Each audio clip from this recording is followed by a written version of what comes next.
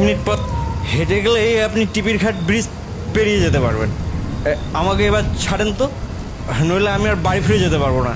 দেখছেন তো বাবু আবহাওয়ার কী অবস্থা, আমাকে অনেকটা পথ ফিরে যেতে হবে।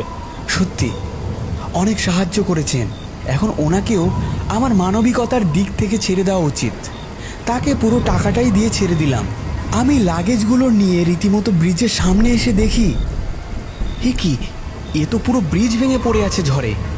আমি আর কি আজ বাড়ি পৌঁছতে পারবো না?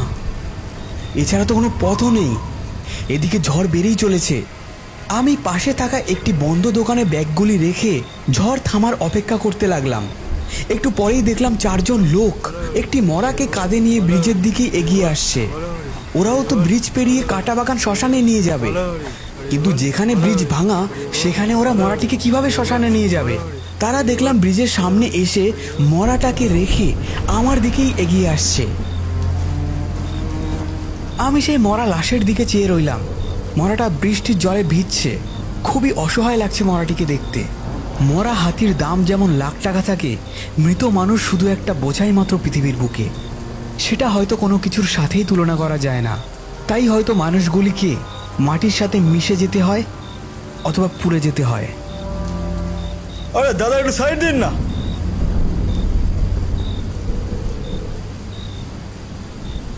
সত্যি বুড়োটা মরার টাইম পেল না, এই ঝড় বদলের দিনেই মরতে হলো। আরে মানুষের মৃত্যু কি সব বলে কই আসে? সব কপাল রে ভাই, সব কপাল। ওই দেখ, এই নৌকা নিয়ে একজন এদিকে আসছে। ওনাকে চল বলি যেন আমাদের কাঁটাবাগান শ্মশানে দিয়ে আসে। এটা বলতে বলতেই ওরা 4 জন বেরিয়ে পড়ল। ইস, আমার কেন যে আগে চোখে পড়লো না। তাদের মধ্যে দেখলাম 2 জন নৌকো আরোহীর কাছে গিয়ে ফিস ফিস করে কি যেন একটা বলল। আবহাওয়াও দেখলাম আগের মতো ধীরে ধীরে ঠিক হতে লাগলো।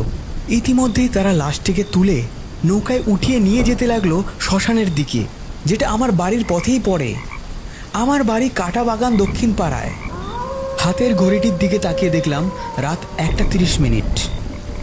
আশপাশ থেকে ভেসে আসছে ব্যাঙের গ্যাগ ও ডাক, আর মাঝারি ঠান্ডা ঝোড়ো হাওয়া বয়ে যাচ্ছে। অপেক্ষা করতে লাগলাম মাঝির জন্য, কারণ আমার বাড়ি যেতে হলে নৌকো করেই যেতে হবে, যেমন করে মরাটাকে নিয়ে গেল কাঁটাবাগান শ্মশানের দিকে। অপেক্ষা করতে করতেই দেখলাম একটি লণ্ঠনের আলো এই ব্রিজের দিকেই এগিয়ে আসছে। যেহেতু আকাশ ভেদ করে একটু চাঁদের আলো ছোঁয়া দিয়েছে, সেহেতু দেখে বুঝতে দেরি হলো না যে নৌকো আরোহীই আসছে। আমি তড়িঘড়ি করে ব্রিজের সামনে গিয়ে ডাকতে শুরু করলাম, এই যে দাদা, শুনছেন? ও দাদা! উনি কোনো সারা শব্দ না দিয়েই আমার সামনে নৌকা নিয়ে চলে আসলেন।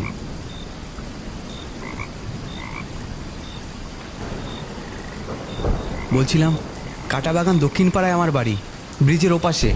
আমাকে একটু নামিয়ে দিয়ে আসতে পারবেন? এখান থেকে মাত্র 15 মিনিটেরই পথ। আপনাকে 200 টাকা দিতে পারবো। বলা মাত্রই হালকা ঝোড়ো বাতাস বয়ে গেল আমাদের মধ্যে দিয়ে, এবং তার মুখে থাকা গামছাটা সরে যেতেই দেখলাম উস্কো খুস্কো 60 থেকে 65 বছর বয়সের একজন লোক। না গো বাবু, আমি অত সস্তার মাঝি নই। আমারে দেখে কি তাই মনে হচ্ছে? আমি একজন শিকারী, শিকার করতে বেরিয়েছি। লোকটার কথা সত্যি আমায় চিন্তা ভাবনার মধ্যে ফেলে দিল। ওনার মাথা ঠিক আছে তো, নাকি ইনিও ভ্যানওয়ালার মতো ভুল জল খেয়ে ভুল বকছেন? যাই হোক, এখন ইনিই একমাত্র আমার সম্বল। দয়া করুন আমার উপরে, আমি খুব বিপদে আছি। দয়া করে আমাকে ওই কাঁটাবাগান ব্রিজ অবধি নামিয়ে দিন, তারপর আমি চলে যেতে পারবো। আমাকে একটু দয়া করে এই বিপদ থেকে রক্ষা করুন না চাচা। বিপদ? আচ্ছা ঠিক আছে, 1000 টাকা লাগবে বলো, তাহলে আমি যাতে পারি, না হলে আমি চললুম। 1000 টাকা? চাচা, বিপদে পড়েছি বলে এমন দাবি করছেন? ওপরওয়ালা সব দেখছে, এমন করবেন না। ওপরওয়ালা? ওপরওয়ালাই তো আমারে পাঠিয়েছে। 1000 টাকা তো সেই নিতে বলেছে আমারে। যাই হোক, উঠে পড়ুন, আমার আবার তাড়া আছে। আমার বিবি যান না খেয়ে আমার জন্য পথ চেয়ে আসে। আমি তার কথা মতোই তাড়াহুড়ো করে হাতে থাকা ট্রলি ব্যাগ ও মাছের ক্যারি ব্যাগটি নিয়ে উঠে পড়লাম নৌকোতে। দেখলাম আমার হাতে থাকা ক্যারি ব্যাগ ছিঁড়ে মাছের মাথা বেরিয়ে এসেছে। মাছের ব্যাগটি একপাশে রেখে আমি নৌকোয় বসলাম এবং নৌকো আরোহী নৌকো টানা শুরু করলো আমার বাড়ির উদ্দেশ্যে। পথে যেতে যেতে এক অনবদ্য দৃশ্য আমার চোখে ভেসে উঠল। সেই কাঁটাবাগান শ্মশানের সামনে দিয়ে যেতেই দাউ দাউ করে জ্বলছে সেই মৃত লাশটি। যেহেতু শ্মশানের গা বেয়ে নদী বইছে, তাই আমরা তার সামনে যেতে স্পষ্টভাবে দেখলাম সেই মরা মানুষটির চামড়া গলে গিয়ে হাড় বেরিয়ে আসা মাথার খুলিটি আমার দিকেই চেয়ে রয়েছে। আমি কিছুতেই চোখ ফেরাতে পারছিলাম না। কোনো মরাকে এইভাবে পুড়তে আমি আগে কখনো দেখিনি। হঠাৎই দেখলাম সেই মরাটি তার গায়ের ওপর জ্বলন্ত কাঠ ভেদ করে জেগে উঠেছে। আরে আরে এত ভয় পাওয়ার কি আছে? থামুন, সত্যি আপনি আজব মশাই। জ্বলন্ত চিতার পাশে থাকা একটি লোক বাঁশ দিয়ে বাড়ি মারল মরাটির গায়ে এবং সাথে সাথেই দেখলাম মরাটি আবার জ্বলন্ত কাঠ ভেদ করে নিচের দিকে নেমে গেছে। সত্যি এক আজব ভয়ঙ্কর দৃশ্যের সম্মুখীন হলাম আজ। তারপর কাঁটাবাগান শ্মশান পার করে যেতেই একটি স্থলপথের পাশে এসে দাঁড় করালো নৌকাটি। বাবু, যদি কিছু মনে না করেন একটা কথা বলবো? হ্যাঁ বলুন। আমার বিবিজানটা না খেয়ে বসে আছে আমার জন্যে। আপনারে বাড়ি দিয়ে আসতে আমার অনেক দেরি হয়ে যাবে।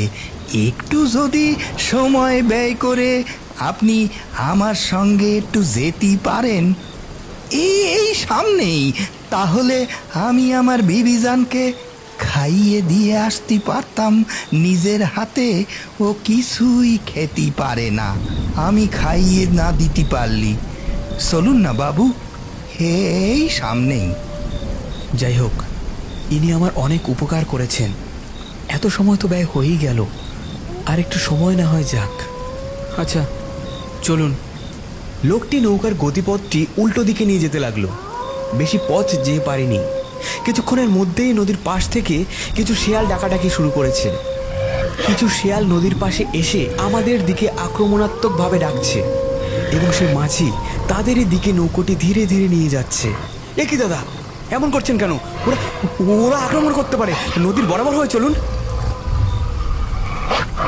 আরে দাদা, দেখতেই তো পাচ্ছেন ওরা ওরা একসাথে অনেকগুলো শেয়াল একত্রিত হচ্ছে।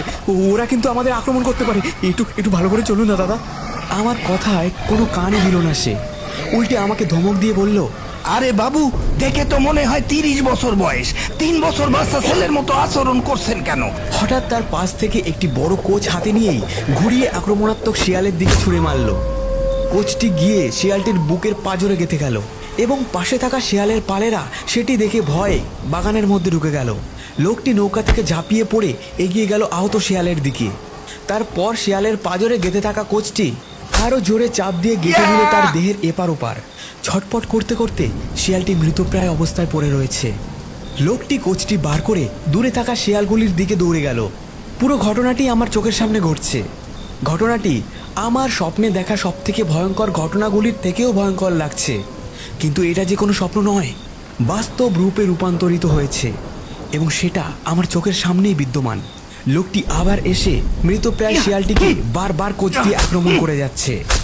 লোকটির মুখের দিকে তাকিয়ে দেখলাম কোন এক প্রতিশোধের আগুন ফুটে উঠেছে তার চোখে মুখে। ওরা তো সামান্য একটা জীব মাত্র, ওদের সাথে আবার কিসের প্রতিশোধ? ধীরে ধীরে শিয়ালটি নড়াচড়া বন্ধ করে দিয়েছে। তারপর শিয়ালটির 2 ঠ্যাং ধরে নৌকার দিকে ছুঁড়ে মারল লোকটি। লোকটি নৌকায় উঠে পড়ার পর আমি তাকে জিজ্ঞেস করলাম, কি দাদা, আপনি মারলেন কেন? আর মেরেও নৌকা উড়ালেন কেন? বাবু, আমি না মারলে ওরা যে আমাদের মেরে ফেলতো। আর আমি তো আগেই বলেছি আমি একজন শিকারী।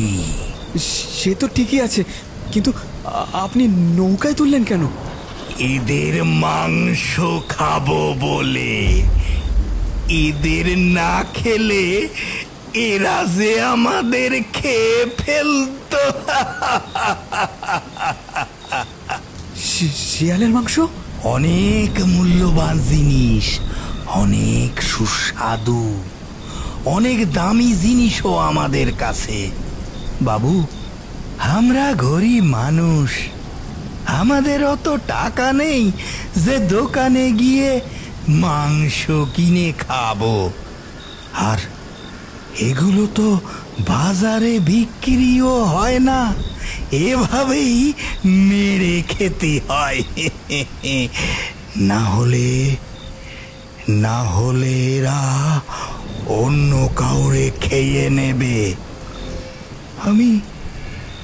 আমি আরো ভালো কাজ করছি বলতে পারে না।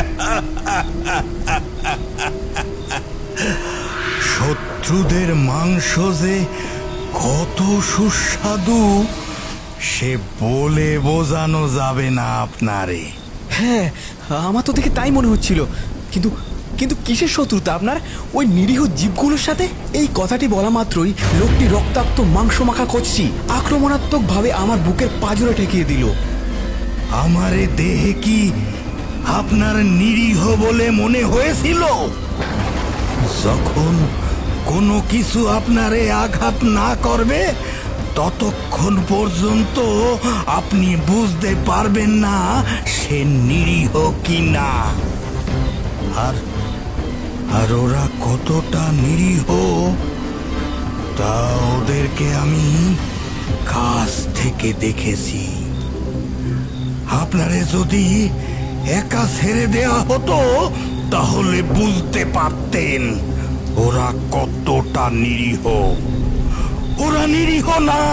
আচ্ছা আচ্ছা আচ্ছা আচ্ছা আচ্ছা ঠিক আছে, এটা সরান, আমায় মাফ করুন, তাড়াতাড়ি চলুন। আপনার স্ত্রী আপনার জন্য অপেক্ষা করছে তো। ওনার স্ত্রীর কথা বলাতে উনি শান্ত হয়ে গেলেন। তারপর আবার পুনরায় নৌকা চালানো শুরু করলেন।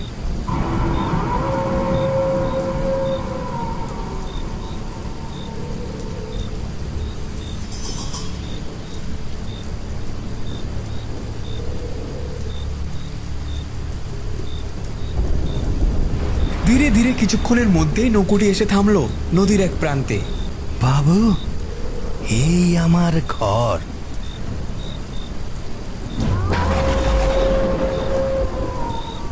বাবু, একটা কথা বলবো? আপনার ওই ব্যাগে দেখেছি ইলিশ মাছের মাথা আছে। আমার বউ খুব ইলিশ মাছ পছন্দ করে। কতদিন যে আমার বউকে ইলিশ মাছ খাওয়াতে পারিনি। আপনার টাকা দেয়া লাগবে না, এক পিস ইলিশ মাছ দিতে পারবেন? আমি আর তার কথার অবাধ্য হলাম না। কথা না বাড়িয়ে একটা ইলিশ মাছ তুলে দিলাম। আমারই ভালো হলো, 1000 টাকার জায়গায় 400 টাকার ইলিশ মাছ দিয়েই মিটে যাচ্ছে, আর ওনার ইচ্ছেটাও পূরণ হচ্ছে। এটাই উত্তম।